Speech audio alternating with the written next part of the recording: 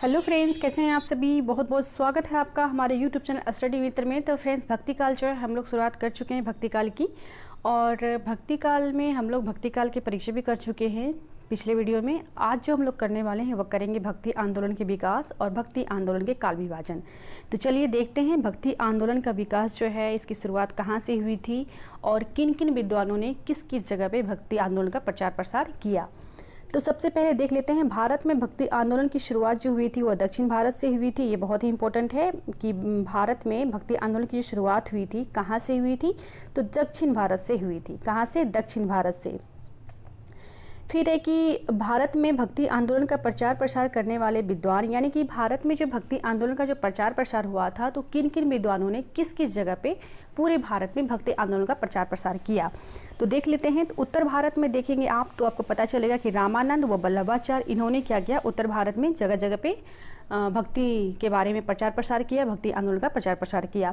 असम में अगर आप देखेंगे तो आपको पता चलेगा कि शंकरदेव जी जो हैं उन्होंने असम में भक्ति आंदोलन का प्रचार किया, यानी भक्ति का प्रचार प्रसार उन्होंने किया।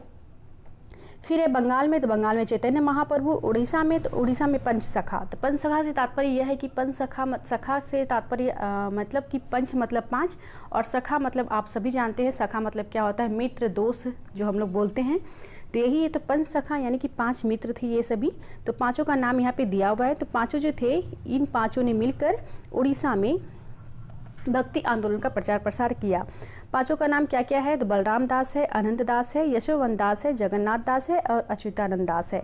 सब में आप एक चीज़ देखेंगे कॉमन है कि दास दास दास है। ठीक है, पांचों जो मित्र हुए कौन कौन हुए, बलराम दास, अनंत दास, यशोवंत दास, जगन्नाथ दास, अच्युतानंद दास।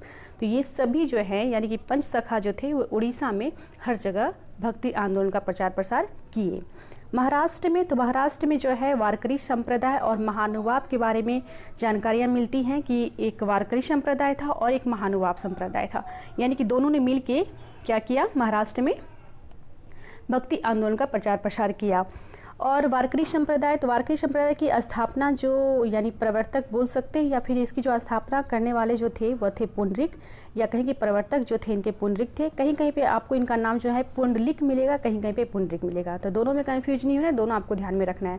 महानुभाव के प्रवर्तक जो माने जाते हैं वो चक्रधर माने जाते हैं, ये भी बात आपको ध्यान में रखना है।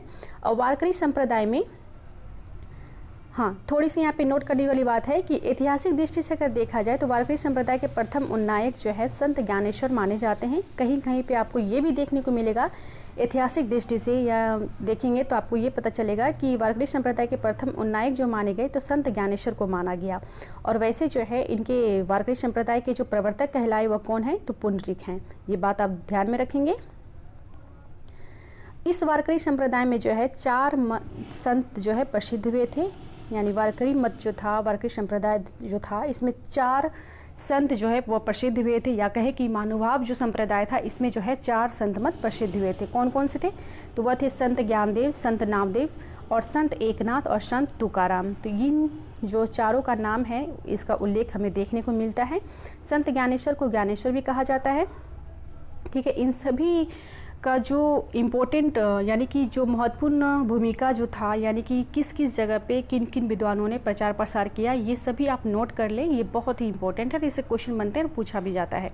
ठीक है, दक्षिण भारत में, तो दक्षिण भारत में जो है अलवार और नयनार संत जो है इन दोनों ने दक्षिण भारत में प्रचार प्रसार किया भक्ति आंदोलन का। तो अलवार किसे कहते हैं, तो अलवार जो ये शब्द है, तो अलवार शब्द का अर्थ जो होता है वह एक तमिल भाषा का शब्द है। ठीक है, तो अलवार का जो अर्थ होता है क्या होता है कि यानी कि दक्षिण भारत में आरंभिक वैष्णव भक्तों को ही अलवार कहा गया। दक्षिण भारत में जो आरंभिक वैष्णव भक्त हुए उन्हें ही अलवार कहा गया। और अलवार जो है एक तमिल भाषा है, ये सभी आप नोट कर लेंगे कि अलवार जो है एक तमिल भाषा है, तमिल भाषा का शब्द है ये अलवार।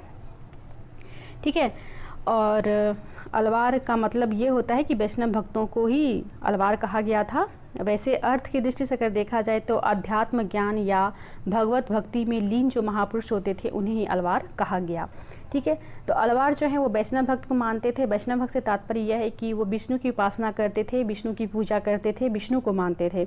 नयनार संत का मतलब ये हुआ कि ये लोग शिव भक्त थे, यानी कि शिव की उपासना करते थे, शिव की पूजा करते थे। ठीक है, तो वैष्णव भक्त, शिव भक्त यहाँ पे लिखा हुआ है, दोनों का अर्थ आप समझ गए। वैष्णव मतलब विष्णु की भक्ति, यानी विष्णु की भक्ति या कहें कि विष्णु भक्त, और शिव भक्त मतलब शिव की भक्ति या फिर शिव भक्त। इन दोनों बातों में आप अंतर समझ गए।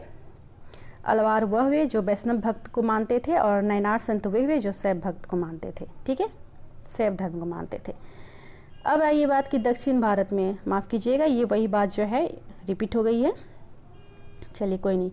तो संतों में जो है 12 अलवार में जो है 12 संतों के बारे में उल्लेख मिलता है। तो 12 संतों के बारे में जो उल्लेख मिलता है, यानी कि अलवारों भक्तों की जो संख्या मानी गई है वो 12 मानी गई है। ये भी इम्पोर्टेंट है कि अलवार भक्तों की संख्या कितनी मानी गई है। तो यह जो है अलवार भक्तों की संख्या 12 मानी गई है, ये आप ध्यान में रखेंगे, ये इम्पोर्टेंट है, इसलिए मैंने यहाँ पे नोट पे लिख दिया है। और इन अलवार भक्तों में एकमात्र महिला संत थी, वह थी अंडाल। कहीं कहीं पे आपको इसका नाम जो है अंडाल भी मिलेगा, यानी दोनों जो इसी का नाम है अंडाल या अंडाल। ठीक है, तो एग्जाम में कभी कभी ऐसा भी आ जाता है कि अंडाल के जगह पे अंडाल दे दिया जाता है, तो आप कंफ्यूज नहीं करना है आपको कि ये अंडाल मैंने पढ़ा था, ये अंडाल कहाँ से आ गई। दोनों एक ही है, एक ही नाम है, एक ही महिला का नाम है। ठीक है, तो इन अलवार भक्त यानी 12 भक्त जो हुए थे, 12 संत मत जो हुए, उसमें एक मात्र महिला संत थी, वह थी अंडाल। और अंडाल के बारे में कहा जाता है कि यह पेरी अलवार की दत्तक पुत्री थी। क्या थी ये? पेरी अलवार की दत्तक पुत्री थी। तो देख लेते हैं 12 अलवार संतों के नाम जो उल्लेख मिलता है, यानी अलवार संतों की जो संख्या बताई गई वो 12 बताई गई है। तो कौन कौन से नाम है? तो इसके नाम जो है तमिल में भी मिलते हैं और संस्कृत में भी मिलते हैं। तो दोनों इंपॉर्टेंट है कि क्योंकि जो है कभी कभी ऐसा एग्जाम में आता है, कभी संस्कृत नाम दे दिया जाता है तो कभी जो है तमिल नाम दे दिया जाता है। दोनों नाम को आपको ध्यान में रखना, एक दो बार आप पढ़ेंगे तो आपके बिल्कुल ध्यान में रहेगा ये। ठीक है, तो मैं ऐसे एक बार पढ़ देती हूँ, तमिल नाम पढ़ देती हूँ। जैसे यहाँ पे तमिल नाम लिखा हुआ है, एक मिनट, यहाँ पे तमिल नाम जो इसे लिखा हुआ है तो इसी को संस्कृत में क्या बोला गया, ये इसके जस्ट सामने लिखा हुआ है। ठीक है, जैसे कि मोएगे अलवार जो है इसे संस्कृत का नाम जो दिया गया है वह दिया गया है सरोयोगी। भूतांत अलवार जो है इसे भूत योगिनी। पेथालवार जो है वह है भ्रांति योगिनी। नम्न अलवार जो है उसे भक्तिसार। नम्ना अलवार जो है उसे सठकोपाचारी। ठीक है, मधुकर कवि अलवार जो है उसे मधुर कवि। कुल शेख अलवार जो है कुल शेखर। और पेरो अलवार जो है विष्णुचरित। और अंडाल अलवार जो है, जो कि इसके बारे में बताया गया कि ये 12 संत में केवल एक ही महिला थी, अंडाल संत महिला। तो अंडाल अलवार महिला जो है इसे कहा गया गोदा संस्कृत में। और फिर है टोडर डिम्पो अलवार जो है इसे कहा गया भक्ताधि रेणु। और तिरुपान अलवार जो है योगी वाहन। और त्रियुमंगे अलवार जो है परकाल।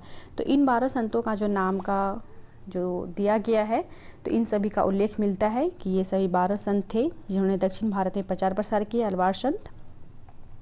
ठीक है, अब रही बात कि देखिए यहाँ पे इम्पोर्टेंट बात है, बहुत ही इम्पोर्टेंट बात है और ये एग्जाम में पूछा भी गया है बहुत बार।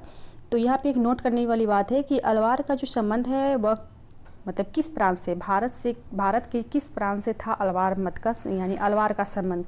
तो अलवार का जो संबंध था वह दक्षिण भारत के केरल प्रांत से था, ये आप ध्यान में रखेंगे। अलवार का जो संबंध था वह कहाँ से था? तो केरल प्रांत से था, दक्षिण भारत के केरल प्रांत से। और अलवार संतों में सर्वाधिक लोकप्रिय कवि कौन हुए? तो अलवार संतों में सर्वाधिक लोकप्रिय संत जो हुए या कहीं कवि जो हुए वह हुए सटकोप। कौन हुए? सटकोप, ये आप ध्यान में रखेंगे।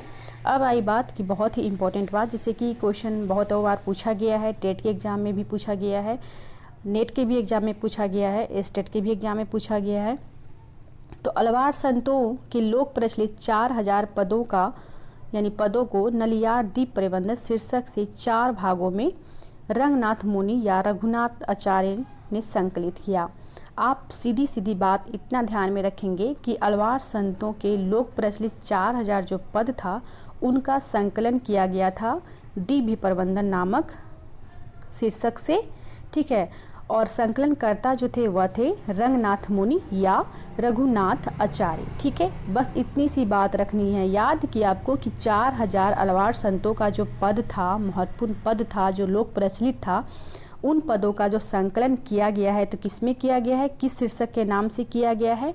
तो नलियार। नलियार अगर आपको ये याद नहीं भी रहता है तो इतना आप याद रख लें कि दिव्य प्रबंधन नामक शीर्षक से 4 भागों में किया गया है। और किसके द्वारा किया गया है? तो रंगनाथ मुनि या रघुनाथ आचार्य के द्वारा संकलित किया गया है। बस इतनी सी बात आपको ध्यान में रखनी है।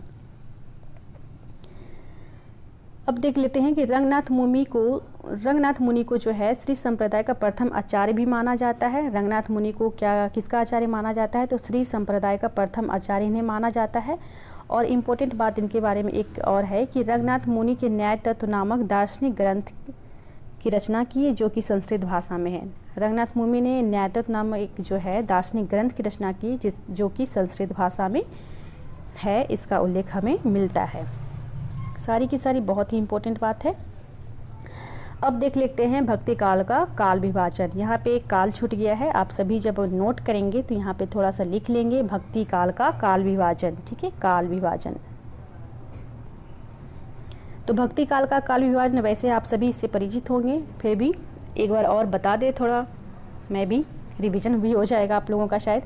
तो भक्ति काल को दो भागों में बांटा गया है, निर्गुण काव्य धारा और सगुण काव्य धारा। भक्ति काल के दो भाग कौन कौन से? निर्गुण काव्य धारा और सगुण काव्य धारा। या कहें कि भक्ति काल के दो पुत्र हुए, निर्गुण काव्य धारा और सगुण काव्य धारा। फिर निर्गुण काव्य धारा के भी दो पाठ हुए, यानी दो बेटे इसके भी हुए। कौन कौन से? ज्ञानेश्वरी शाखा और प्रेमाश्रय शाखा। या सगुण काव्य धारा के भी दो पुत्र हुए, कृष्णाश्रय शाखा या फिर रामाश्रय शाखा। चलिए, उतनी बात अगर आपको समझ में नहीं आती, बस ये ध्यान में रखना है कि भक्ति काल का दो विभाजन हुआ, यानी भक्ति काल जो है दो कालों में बटा, निर्गुण काव्य धारा और सगुण काव्य धारा, जिससे कि आप सभी परिचित हैं। और निर्गुण काव्य धारा को दो भागों में फिर बांटा गया, ज्ञानेश्वरी काव्य धारा और प्रेमाश्रय काव्य धारा। और सगुण काव्य धारा को भी दो भागों में बांटा गया, कृष्णाश्रय काव्य धारा और रामाश्रय काव्य धारा। ज्ञानेश्वरी काव्य धारा को ही संत काव्य कहा गया। ठीक है, ये आप ध्यान में रखेंगे। ज्ञानेश्वरी काव्य धारा को ही क्या कहा गया? संत काव्य कहा गया। और प्रेमाश्रय काव्य धारा को क्या कहा गया? सूफी काव्य। ठीक है, सूफी काव्य धारा कहा गया। कृष्णाश्रयी काव्य धारा को क्या कहा गया? तो कृष्ण काव्य कहा गया। और रामाश्रय काव्य धारा को क्या कहा गया? तो राम काव्य कहा गया। ये सभी बातें आपको ध्यान में रखनी है।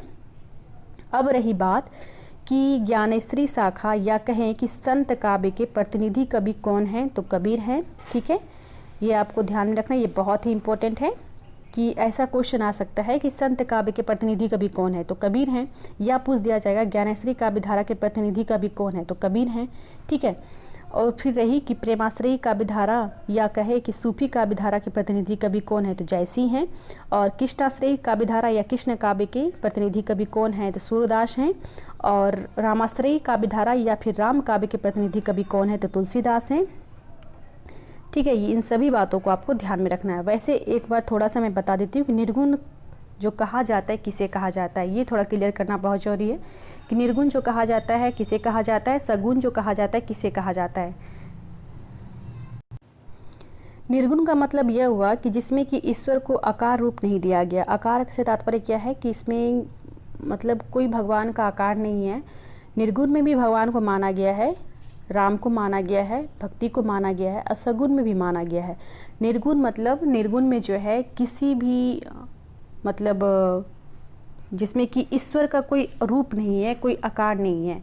ठीक है, बस मन में ईश्वर को बैठा के रखना, मन में ईश्वर को बसा के रखना, उसके बारे में पूजा मतलब पूजा भी नहीं करना बोलेंगे कि मन में ईश्वर को रख के भजना ही जो है निर्गुण काव्य का या निर्गुण जो है उसी ही कहते हैं, जिसमें कि निर्गुण यानी ईश्वर का कोई रूप नहीं है, इसमें ईश्वर का कोई आकार नहीं होता, इसमें ईश्वर की कोई उपासना नहीं की जाती, बस मन में रख के उसकी उपासना की जाती है, मन ही मन से भजा जाता है। ठीक है, मन में बस राम रखते हैं। सगुण काव्य धारा में क्या है, इसमें एक ईश्वर को आकार दिया गया है, एक रूप दिया गया है। जैसे कि मूर्ति पूजा जो होता है, हम सभी जो मूर्ति पूजा करते हैं, जैसे कृष्ण भगवान को मान लेते हैं, राम भगवान को मान लेते हैं, तो ये सब एक सगुण। ठीक है, ये हुआ सगुण। तो सगुण जो है यही कहलाए जिसमें कि ईश्वर को आकार दिया गया, और निर्गुण जो है वह कहलाए जिसमें कि ईश्वर को कोई आकार नहीं दिया गया, बस उसे मन में बसाया गया कि भगवान जो है ऐसे होते हैं। और सगुण में क्या हुआ, एक ईश्वर की यानी कि एक भगवान की आकार दिया गया, मतलब कि भगवान ऐसे होते हैं वैसे होते हैं, ये बताया गया। राम भगवान के अलग बताया गया, कृष्ण भगवान के बारे में अलग बताया गया। तो ये हो गया सगुण काव्य धारा के अंतर्गत आ जाता है। और निर्गुण काव्य धारा के अंतर्गत जो क्या आ जाता है कि इसमें जो है भगवान की मूर्ति को यानी ईश्वर की मूर्ति को जो कोई आकार नहीं है, ईश्वर जो है बस ईश्वर की उपासना जो है मन में रख के की जाती है। तो निर्गुण यही हो गया, सगुण ये हुआ। यानी निर्गुण वह हुआ जिसमें कि ईश्वर का कोई आकार रूप नहीं दिया गया, और सगुण वह हुआ जिसमें कि ईश्वर का आकार रूप दिया गया। तो समझ गए।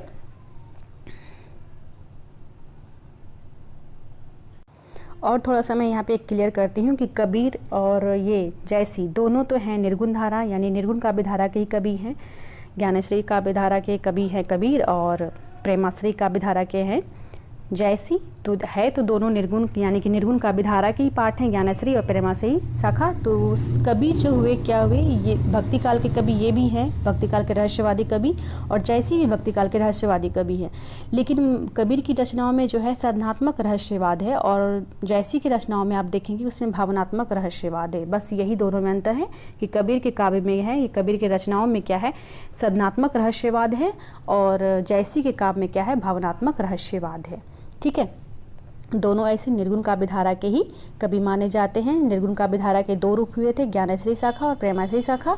तो ज्ञानश्री शाखा के कवि यानी प्रतिनिधि कवि हुए कबीर, और प्रेमाश्री शाखा के जो प्रतिनिधि कवि हुए वे जैसी। ये बहुत ही इंपॉर्टेंट है, मैंने यहाँ पे सबको ऐसे इसलिए एक साथ मैंने लिख दिया है करके कि प्रतिनिधि कवि, ये सभी आप नोट कर लेंगे। सबके प्रतिनिधि कवि जिसके भी हैं यानी संत काव्य के या फिर ज्ञानश्री काव्य धारा के प्रतिनिधि कवि हैं कबीर, और प्रेमाश्रयी या फिर सूफी काव्य के तो जैसी, कृष्ण या फिर कृष्णाश्रयी या फिर कृष्ण काव्य के सूरदास, और रामाश्रयी या फिर राम काव्य के तुलसीदास। इन सभी को आप नोट कर लेंगे, ये बहुत ही इंपॉर्टेंट है, इससे क्वेश्चन भी रहते हैं।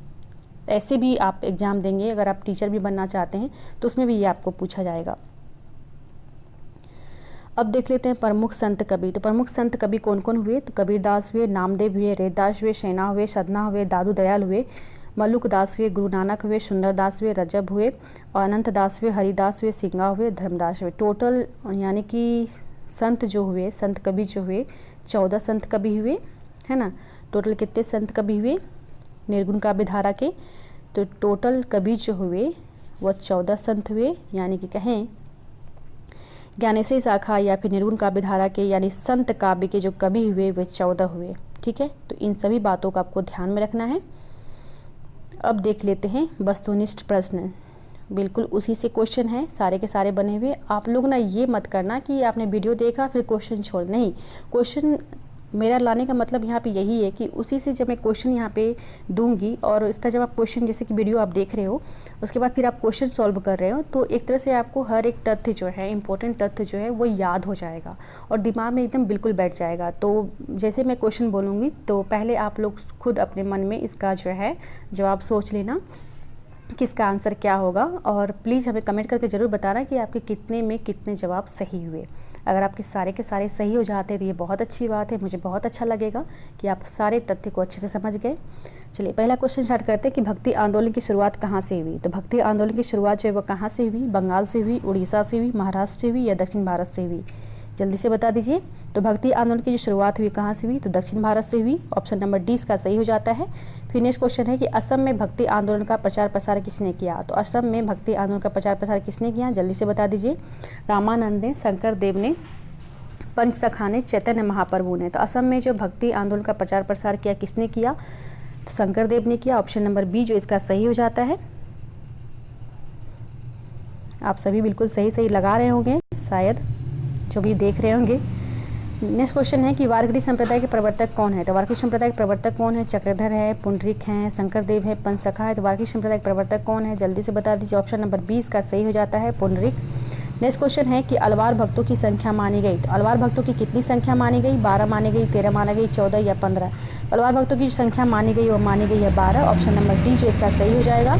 नेक्स्ट क्वेश्चन है कि अलवार संतों के 4000 पदों को संकलित किया गया है। तो अलवार संतों के 4000 पदों को जो संकलित किया गया है तो किसमें किया गया है, ज्ञान सागर में, शबद में, साखी में, दिव्य प्रबंधन में। तो अलवार संतों के 4000 के पदों का जो संकलन किया गया वो किसमें किया गया है, आप जल्दी से बता दीजिए। इसमें किया गया ना, ऑप्शन नंबर डी इसका सही हो जाता है, दिव्य प्रबंधन में। नेक्स्ट क्वेश्चन है कि अलवार भक्तों में सर्वाधिक लोकप्रिय संत थे। तो अलवार भक्तों में सर्वाधिक लोकप्रिय संत कौन हुए, सटकोफ हुए, गोदा हुए, कुलशेखर हुए, पारकाल हुए। तो कौन हुए, जल्दी से बता दीजिए। पारकाल। तो ऑप्शन नंबर इसका जो है ए सही हो जाता है, सटकोफ, है ना। यही संत कवियों में जो है अलवार संत में यानी अलवार भक्तों के जो संत थे उसमें सबसे अधिक जो प्रसिद्ध हुए थे सटकोफ भी हुए थे। श्री संप्रदाय के प्रथम आचार्य किसे माना जाता है, जल्दी से बता दीजिए। श्री संप्रदाय के प्रथम आचार्य किसे माना जाता है, रंगनाथ मुनि को माना जाता है, चैतन्य महाप्रभु को माना जाता है, नामदेव को माना जाता है या फिर कबीर को माना जाता है। तो श्री संप्रदाय के प्रथम आचार्य जो माना जाता है वो माना जाता है रंगनाथ मुनि को, ऑप्शन नंबर ए जो इसका सही हो जाएगा। चलिए, तो ये थे आज के मोस्ट इम्पोर्टेंट कुछ क्वेश्चन और महत्वपूर्ण तथ्य। उम्मीद करती हूँ आप सभी को अच्छा लगा होगा। चलिए, इसी तरह नेक्स्ट वीडियो में मिलते हैं, तब तक के लिए बाय बाय, टाटा।